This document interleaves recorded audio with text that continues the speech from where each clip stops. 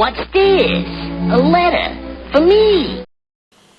Welcome to another episode of Remember the Great Sports Through the Mail Thursdays. Today I'm going to share with you 3 recent returns that I got back in the mail and profile each one of the baseball careers of the individuals that signed autographs for me. So we're going to start with the first one. And the first one is a return from former Los Angeles Dodgers pitcher Bruce Brubaker on 2 cards. I think I sent him a third and he kept the third one, which is fine because it was a duplicate. Bruce only has, I think, 2 major league cards, and one is a dual card that I unfortunately didn't have. So I sent him 3 of these, and he kept one of them, and that's fine with me. Glad to get a couple back. He actually inscribed this one, PA Hall of Fame 2010, so the Pennsylvania Hall of Fame. So let me tell you about Bruce Brubaker and his career in baseball. Bruce Brubaker was a Pennsylvania native where he attended high school. He signed a professional baseball contract with the Milwaukee Braves prior to the 1959 season. From 1959 to 1963, Brubaker would work his way up through the Braves system until he was traded to the Detroit Tigers in October of 1963 for pitcher Pat Jarvis. He spent 2 seasons with the Tigers affiliate. His first season, he posted a 15-9 record in 30 games as a pitcher in their AAA affiliate. The Tigers didn't call him up despite this, and the next year he followed up with a 9-9 record in 28 starts. Well, after the 65 season, the Philadelphia Phillies took him from the Tigers in the Rule 5 draft. With the Phillies, he was again stuck in AAA, where he appeared in 29 games for the Phillies that year. After the 66 season concluded, he was then taken by the Los Angeles Dodgers in the Rule 5 draft, so this guy's selected twice now in the Rule 5 draft. Well, in 1967, he appeared in 27 games for AAA for the Dodgers, where he posted an 11-8 record, and he actually got his call up to the major leagues on April 15th, 1967, at the very start of that season. He only had 2 major league appearances in his entire career. And his first appearance was on this April 15th game, and the Dodgers were losing to the Cardinals. And he wound up pitching in that first game, and he allowed a 3-run home run to future Hall of Famer Lou Brock during that game. So his first outing was rather rough in 1967 with the Dodgers. And then, after that 1967 season, he would be sent down to the minor leagues for the 68 and 69 season, and eventually would be traded to the Milwaukee Brewers. Well, with the Brewers, he would spend the majority of the 1970 season in their minor league affiliate, but would make one more major league appearance for the Brewers, and that didn't go so well as either. He gave up a 2-run home run to Sid O'Brien. So, in total, all Brubaker did was appear in 3 1/3 inning pitched in the major leagues, where he gave up 5 hits, 1 walk, had 2 strikeouts, and 5 runs. Well, unfortunately, Bruce didn't get a chance to stick in the major leagues after this, and he wound up finishing his career in the minor leagues. And in total, in the minor leagues, Brubaker won 117 games as a pitcher. That's just crazy. This is almost like the Crash Davis of pitchers. I mean, the guy won 117 games in the minor leagues and couldn't put anything together at the major league level, just appearing in 2 games total, 1 for the Dodgers and 1 for the Brewers. Well, after his career in baseball, he retired and he moved back to the Owensboro, Kentucky area, where he actually started car dealerships. He had a couple of car dealerships located in that area, and I'm not sure if he's still involved with those car dealerships, if he still owns them or not. But after his baseball playing career, Brubaker became a car salesman, basically. So another neat, interesting fact. According to his Wikipedia page, Bruce is actually the uncle of New York Yankees legend Jorge Posada. So Brubaker's nephew is Jorge Posada. Posada's mother is the sister of Brubaker's wife. So Brubaker's wife is the sister of Jorge Posada's mother. So kind of a small world there that Bruce is the uncle of a legendary Yankees player. So we will move on to the next return. And the next return is from former New York Met, Al Moran, on 1, 2, 3, and 4. So we got 3 of the same Topps card and 1 of the TCMA 1960s cards. So let me tell you about Al Moran and his career in baseball. Al Moran grew up in Michigan and attended Detroit Catholic Central High School. He originally signed with the Boston Red Sox before the 1958 season. In 1958, at 19 years old, Moran appeared in 144 games between the Red Sox Single A and Double A affiliate, posting a .204 batting average. From 1959 through 1962, Moran would be with the Red Sox organization, and then after the 62 season, he was then sent to the newly expanded New York Mets as the player to be named later in a trade that sent Pumpsy Green and Tracy Stallard to the Mets for Felix Mantilla. So he was the player to be named later in the Felix Mantilla trade. That first year with the Mets, he was in their AAA affiliate and appeared in just 13 games with the Mets.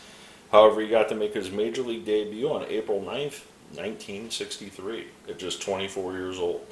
He made his debut at New York's Polo Grounds because Shea Stadium hadn't been built yet against the St. Louis Cardinals. He faced right-hander Ernie Broglio and went 0 for 3 in his debut. Well, the rest of the team didn't fare much better that game as Broglio held them to 2 hits and threw a 7-0 complete game against the Mets that game. Overall, in his rookie season, Moran appeared in 119 games and collected 64 hits and 331 at-bats for a .193 batting average. This was the Mets team that lost 111 games. Moran started 112 of those games at shortstop, posting a .950 fielding percentage. In May of 1964, Moran was replaced as the Mets shortstop by veteran Roy McMillan, a former National League All-Star and 2-time Gold Glove winner. Moran only appeared in 16 games that year before being sent down to AAA Buffalo. In 22 at-bats, he collected 5 hits for a .227 batting average that season for the Mets. He played in his final big league game on May 10th, 1964. Overall, in his 2-year Major League Baseball career, Moran played in 135 games, collecting 69 hits, 353 at-bats for a lifetime .195 batting average. His 1 home run, however, came off of Hall of Fame pitcher Warren Spahn. After 9 seasons in professional baseball, a couple seasons hanging out in the minors, Moran retired from professional baseball in 1966. So, very happy to add Al's autograph to the collection. I'd never gotten him before. This is one of those Mets players that kind of was lost in obscurity. I'm very happy to add a couple autographs to my collection that I've never gotten before out of Al Moran. And we'll move on to the final return. Alright, so this next one could be considered one of those pioneer players in baseball.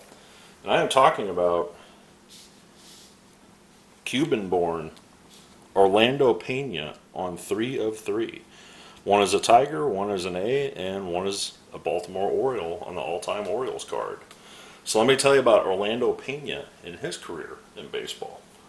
Orlando Pena, a Cuban baseball player, played for parts of 14 seasons between 1958 and 1975 with the Cincinnati Reds, the Kansas City A's, the Detroit Tigers, the Cleveland Indians, the Pittsburgh Pirates, the Baltimore Orioles, the St. Louis Cardinals, and the California Angels. Pena was one of many Cuban players who entered the Cincinnati Red Leagues minor league system in the mid-1950s when the National League club affiliated with the Havana Sugar Kings, a AAA International League affiliate. After 4 successful years in the Florida State, Carolina, and International Leagues, he was recalled by the Cincinnati Reds in August of 1958 and was the winning pitcher in his major league debut on August 24th of that year. Coming into the game against the Dodgers in relief in the 8th inning with the Reds trailing 5-4, he held the Dodgers to 1 hit, no runs, and struck out 3 in 2 full innings of work. When Cincinnati's Frank Robinson hit a 2-run home run in the 9th inning, Pena emerged as the winning hurler that game. He also earned the first 3 saves of his ML career before the 1958 campaign ended. Pena spent all the 1959 season on the Cincinnati roster and got into 46 games, but his effectiveness declined and he would bounce between AAA and the majors the next 3 seasons. Acquired by the Kansas City A's in August of 1962, Pena was plugged into the second division team's starting rotation and won 6 of 10 decisions, posting a solid 3.01 earned run average and threw 6 complete games that year, including a 3-hit shutout against the Angels on August 29th. He continued to take a turn in the Kansas City rotation for the next 2 seasons and won a dozen games each year for the struggling A's, but he also led the American League in games lost with 20 in 1963 and home runs allowed with 40 in 1964, both dubious honors to have. When he lost his first 6 decisions in 1965, Pena was waived to the Tigers, where he became an effective relief pitcher through the end of 1966. In 1967, Pena registered a career-high 8 saves for the Tigers and Indians with an earned run average of 3.59, but Cleveland sent him back to the minors in 1968, and Pena would not return to the majors until June of 1970 when he signed as a free agent with the Pirates. Working out of the Pirates' bullpen, he was successful for the first month with the club, but rocky outings during August ruined the Pirate team on August 26th.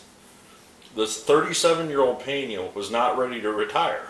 He signed with the Baltimore Orioles for the 1971 season and was highly effective in their minor league assignments, winning 33 games with the minor leagues through 1972. He was mediocre with his first trials for the Orioles, but upon being acquired by the Cardinals on June 15, 1973, he became a key part of the Redbirds' bullpen, appearing in 84 games and notching 9 wins and 7 saves with just a 2.36 ERA before being sent to his final destination, the Angels, in September of 1974. The Angels released him the following May, but Pena continued to pitch in the minors for the next 2 seasons and made an abbreviated comeback at the age of 45 with the Miami Amigos in 1979, a AAA Inter-American League roster. His professional pitching career in organized baseball encompassed 22 years. In all or parts of 14 major league seasons, Pena posted a 56-77 record with 818 strikeouts, a 3.71 ERA, and 427 games pitched, including 93 starts, 21 complete games, 4 shutouts, 40 saves, and 1,200 plus innings pitched. After his retirement from baseball, Pena became a scout for the Chicago White Sox and the Tigers. He also was elected in 2000 to the Caribbean Baseball Hall of Fame. So, kind of an amazing career for Orlando Pena, being discovered in Cuba like so many other players in the 1950s, and just persevering and playing baseball for the latter part of the next 22 years of his life. And then after that 22-year run of playing baseball, whether it was in the minor leagues, whether it was in the major leagues, or whoever it was for, he stayed in the game as a professional scout. So I want to thank Mr. Pena for signing. I certainly want to thank Mr. Moran for signing his cards as well. Let me zoom out a little bit here so we can see those better. I also want to thank Mr. Brubaker for signing the couple cards that I sent him. I was happy to add one more to the all-time Orioles collection. I look forward to your comments below, and as always, happy collecting.